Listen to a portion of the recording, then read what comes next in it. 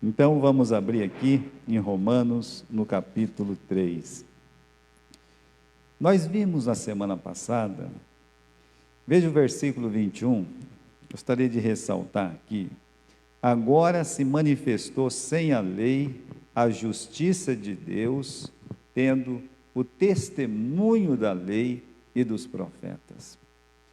Lembrando os irmãos que o livro de Romanos, a grande preocupação do livro de Romanos é mostrar para nós que todos precisamos do Evangelho. Quem é que precisa do Evangelho? Isso tem dentro da sequência de Deus, não é nem nossa, não é uma coisa teológica, ninguém pense que isso vem do homem, porque o homem, ele não é capaz de pensar uma coisa dessa. O homem, ele não tem capacidade para pensar isso. Por exemplo, os 4 primeiros livros do Novo Testamento é o Evangelho. Não é assim? Evangelho de Mateus, Evangelho de Marcos, Evangelho de Lucas e Evangelho de João, que conta a vida de Jesus. Então, o Evangelho, quando fala, o que é o Evangelho? É as boas novas. A palavra Evangelho significa boas novas. Então, o que é isso aí, pastor? É a vida de Jesus, que é uma boa nova. A maior notícia, a grande notícia, né? Se você pensar assim, qual que é a grande notícia que esse mundo já teve? É a vinda de Jesus, a presença dele nesse mundo para viver, morrer, ser sepultado, ressuscitar, ou seja, a história de Jesus é o Evangelho. O livro de Atos, que segue os primeiros 4 livros da Bíblia, é a proclamação do Evangelho sem impedimento. Então, o último versículo do livro de Atos explica isso para nós, né? Você vai encontrar algumas vezes no livro de Atos aquela frase, o que me impede? Que me impede? Porque os judeus pensavam que, os judeus crentes, é claro, né? Pensavam que o Evangelho era só para eles, estão lembrados disso? Então, Deus teve que mostrar que o Evangelho, ele não tem impedimento. Então, é a proclamação. Na verdade, o livro de Atos mostra essa proclamação do Evangelho. Agora, quando você entra no livro de Romanos, a pergunta que nós temos é: quem é que precisa desse Evangelho? É por isso que logo no começo, no capítulo 1, se você olhar, no capítulo 1 de Romanos, no versículo 16, ele fala assim, olha, né? Eu não me envergonho do Evangelho de Cristo. É o que Paulo diz, eu estou consciente, né? Eu não me envergonho do Evangelho de Cristo, porque é o poder de Deus para a salvação de todo aquele que crê, primeiro do judeu e depois do grego. Aí, veja só a importância do versículo 17 nesse texto, porque ele vai introduzir o tema da justiça de Deus. Ele fala assim, porque nele se descobre a justiça de Deus. Tente refletir. Quando você lê o versículo 16, ele está dizendo, eu não me envergonho do quê? Do Evangelho. Por quê? Porque é o poder de Deus para salvação. Agora, se você lê o versículo 17, você lê assim, ó, porque nele quem? Pelo Evangelho. O Evangelho, olha lá, nele se descobre a justiça de Deus. Então, o Evangelho que nós precisamos, meus irmãos, vai mostrar para nós o que é a verdadeira justiça de Deus. Aí então, o que acontece? Desde o versículo 18 em diante, ele vai dizer, é o seguinte, né? Quando você lê o versículo 18, que do céu se manifesta a ira de Deus sobre toda a impiedade. Ele começa a falar que todos os homens são pecadores, mas ele vai classificando esses homens. Primeiro ele escolhe quem? Aquele povo lá que é idólatra, que é imoral, que tem pensamento perverso. É isso. Capítulo 1 termina desse jeito, falando desse tipo de pecador. Porque o judeu pode pensar assim, eles não prestam mesmo. Eles são idólatras. Esse povo não vale nada. Esse povo aí, ó, tá aqui no caderno vermelho, nota 0 para eles, né? Está condenado. Negativo para eles. Quando eu era aluno de matemática, lá na 6ª série, 7ª série, 8ª série, tinha uma japonesa, eu sou magro, mas ela era muito mais magra que eu, né? Então, era um palitinho assim, sabe? E para andar, ela já andava assim, tá? A professora Yoshi, né? Uma japonesa, professora Yoshi. E a classe era um silêncio. E ela fazia uma pergunta, a pessoa não respondia, ela apontava um dedo assim, sabe? Eu não sei de onde achava tanta grandeza dentro daquela magreza, mas ela olhava assim para você e dizia, negativo para você. Puxa vida, a gente ficava assim, chorava quase, né? Que negativo era esse, né? E Deus está dizendo assim, negativo para os gentios, para os idólatras, para os imorais, para os homens de pensamento perverso, negativo, vocês não têm a justiça de Deus. Mas aí no capítulo 2, ele olha para os judeus e fala o quê? E os judeus estão batendo no peito, né? Dizendo, mas a gente não é idólatra, a gente não tem esses costumes imorais, a gente não tem esses pensamentos tem, só que não fala que tem, é o que fala o capítulo 2, versículo 1, você condena as pessoas, você pratica a mesma coisa, olha aí no capítulo 2, versículo 1, então Deus olha para o judeu e fala assim, você está se agarrando na circuncisão, é isso que você está fazendo? Você acha que a circuncisão é muita coisa? Olha, o judeu, eu já disse isso e vou repetir para ficar bem claro, a guarda da lei para eles é importante, a guarda do sábado para eles é importante, mas eu digo para você, meu irmão, quando um judeu olhava para outra pessoa, e digo ainda hoje, tá? Eu quero dizer ainda hoje, quando um judeu olha para você, um judeu religioso, a questão não é a lei, a questão não é o sábado apenas, e não a questão mais importante. A questão que ele vai olhar e dizer aquilo que Davi disse no Vale do Carvalho, quando naquele momento, meus irmãos, ele olha e diz assim, quem este incircunciso, ele pensa que ele é para afrontar o exército do Deus vivo, não é ninguém.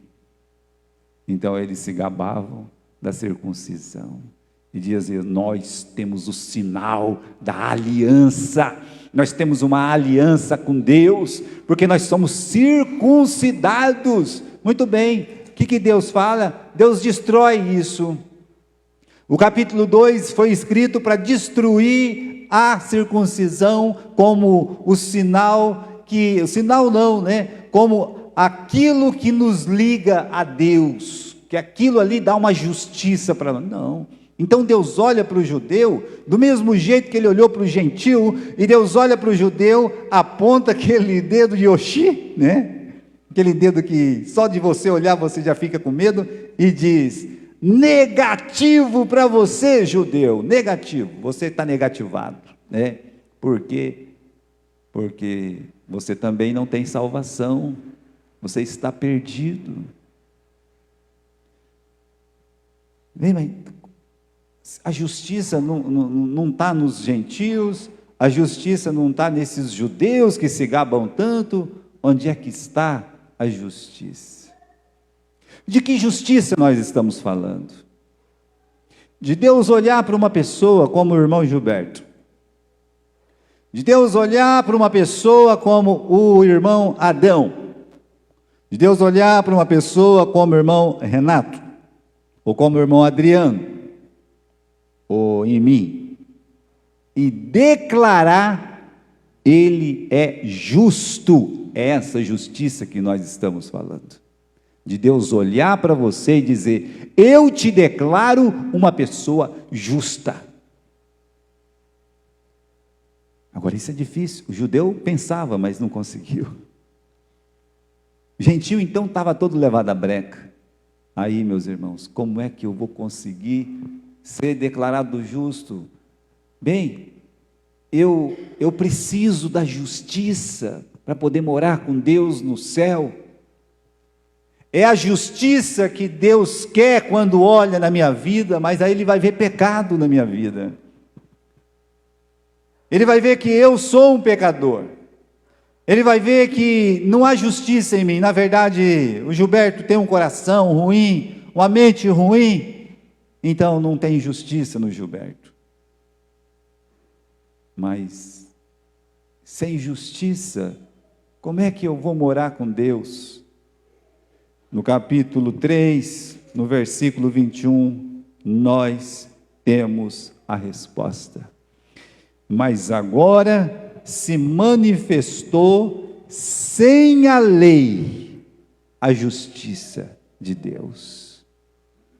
Sem a lei se manifestou, e agora uma coisa importante do versículo 21 é que diz para nós, tendo o testemunho da lei e dos profetas.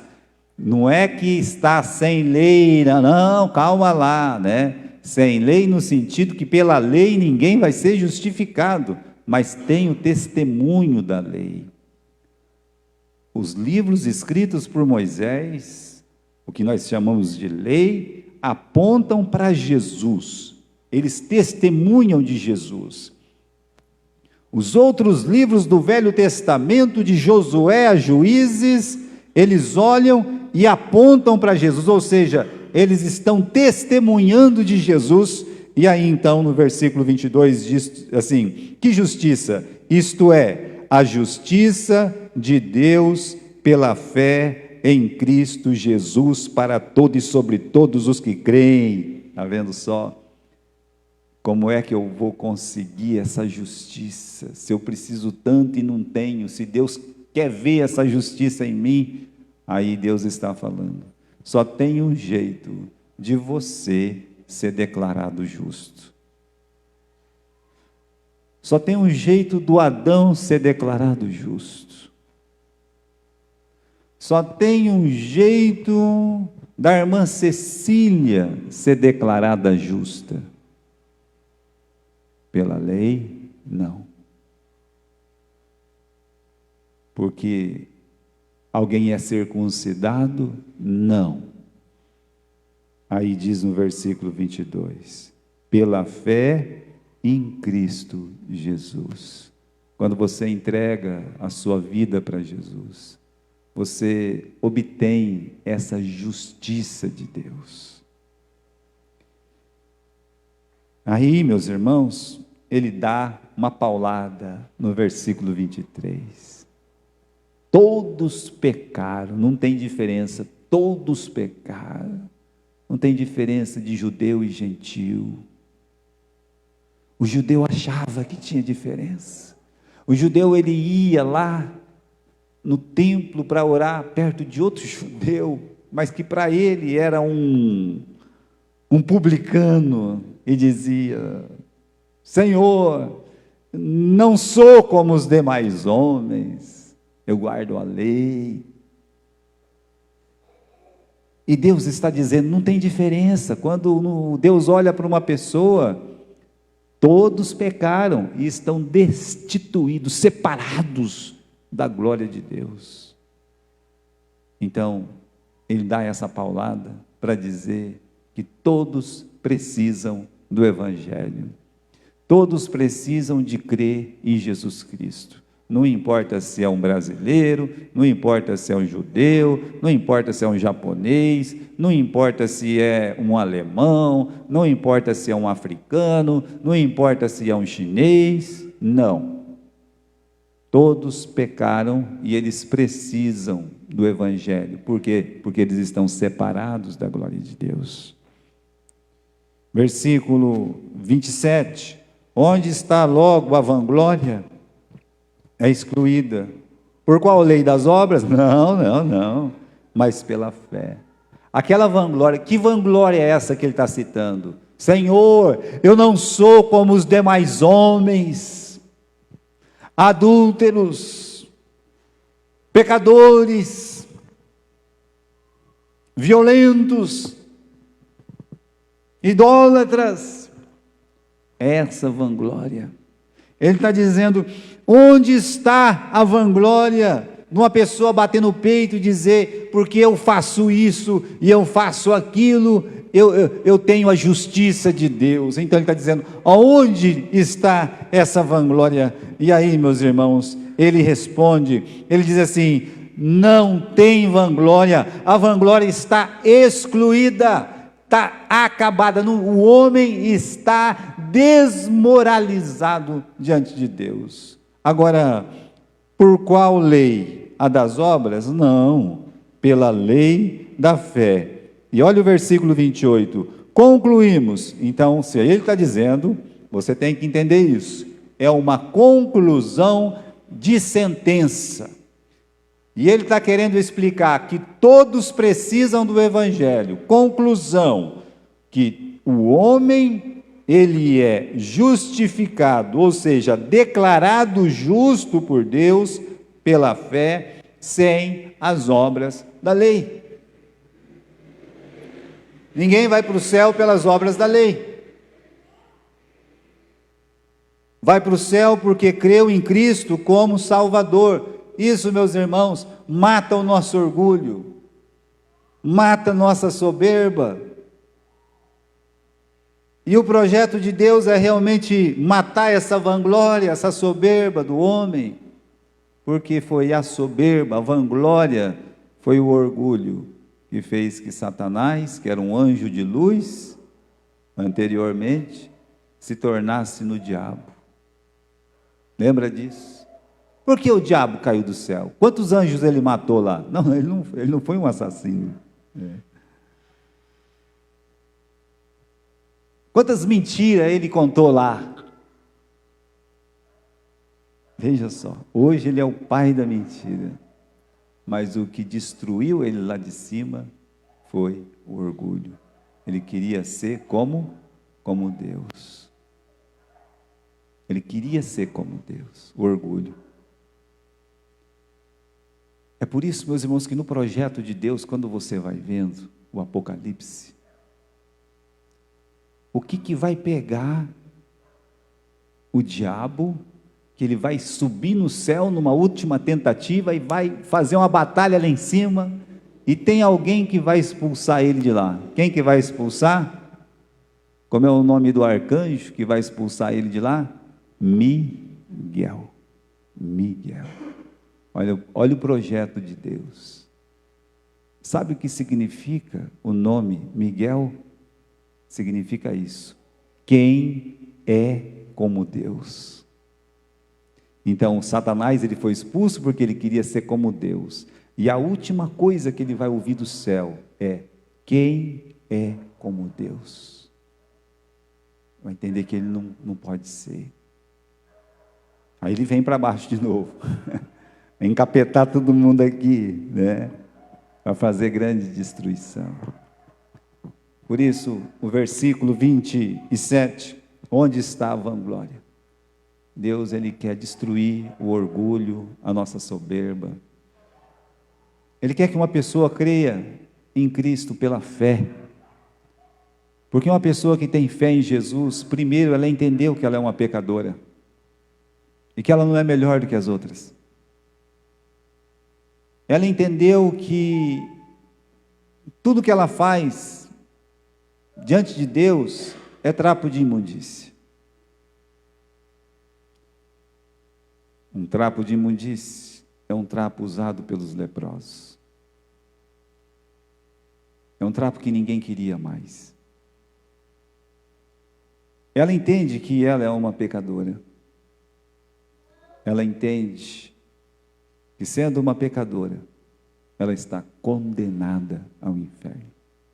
Mas ela não quer ir para o inferno. Nós não queremos. É por isso que nós corremos para o Cordeiro de Deus. Desde o começo, lá atrás, em Gênesis, no capítulo 3, aparece o Cordeiro. E esse Cordeiro, ele vai tomando uma proporção até chegar ao Cordeiro de Deus, que é Jesus. Para mostrar que para tirar pecado, tem que derramar o sangue. porque sem derramamento de sangue não há remissão. O problema é que o nosso sangue é pecador. Tinha que ser de um corpo puro, imaculado. E Jesus veio, viveu de uma forma pura e imaculada. Perfeito, perfeito em palavras. É muito difícil ser perfeito em palavras. Eu mesmo me atrapalho, eu sou uma pessoa que me atrapalho muito com palavras. Quando eu vivo, já falei. Perfeito em pensamento. Quanta bobagem a gente pensa na vida, né? De orgulho, de coisas ruins, de temores. O pensamento de Jesus era puro, de palavras, de pensamentos, de ações. Olha só, né? As ações do nosso Senhor Jesus Cristo. E aqui, meus irmãos, como é difícil, né? Ter atitude perfeita todos os dias. Justiça, que Deus olhou e disse: este é justo. A ponto dos inimigos, quando ele disse: alguém quer me acusar de algum pecado? Todo mundo ficou quieto. As pessoas que o acusaram, foi escrito na palavra, eram falsas testemunhas. E quando Pilatos estava diante dele, disse para todos: não vejo nele crime algum. Perfeito, varão perfeito. Varão, homem perfeito. Verdadeiramente homem, verdadeiramente Deus. Justiça de Deus. Por isso, sendo um pecador, precisando de salvação, nós entendemos que Ele é justo. Ele derramou o sangue dele na cruz para nos salvar. Eu creio em Cristo. Essa é a palavra que Deus quer arrancar da boca das pessoas. Quando o eunuco, ele diz: o que me impede que eu seja batizado? Me diga qual é o impedimento para mim ser como você? Aí ele diz o quê? Você pode, se você crer de todo o seu coração. Ele era judeu. Esqueceram que ele era judeu, que o Filipe era judeu? Ele podia olhar e dizer: você tem que guardar a lei. Poderia, né? Mas ele disse: se você crer de todo o seu coração. Aí ele diz: eu creio em Cristo. Justiça de Deus. Então, o que é justiça de Deus? É você crer que Jesus fez o que você não fez. O quê? Ele foi perfeito. Ele fez o que você precisava, o quê? Morrer no seu lugar. Aí você crê nele como único e suficiente Salvador. Isto é justiça de Deus. Continuando aqui, para a gente poder terminar, capítulo 3, versículo 28. Concluímos, pois, que o homem, ele é justificado pela fé, sem as obras da lei. É porventura somente Deus dos judeus? Não é também dos gentios? Sim, também dos gentios. Que bom, né? É o nosso Deus. Pai nosso que estais nos céus. O judeu pode falar, mas eu também posso falar, né? E aí, no versículo 30, visto que Deus é um só, que justifica pela fé a circuncisão e por meio da fé a incircuncisão. Ou seja, é pela fé. O incircunciso ou o circunciso tem que chegar ao céu na presença de Deus pela fé em Jesus. Anulamos, pois, a lei pela fé? De maneira nenhuma. Antes, firmamos a lei. Você aprova a lei quando você tem fé em Jesus. Porque a lei está dizendo: você é um pecador. Você está dando testemunho que a lei é verdadeira. Quando você diz, eu sou um pecador. Então, a lei mostra que você é um pecador e te leva a ver que você precisa de Jesus Cristo. Amém?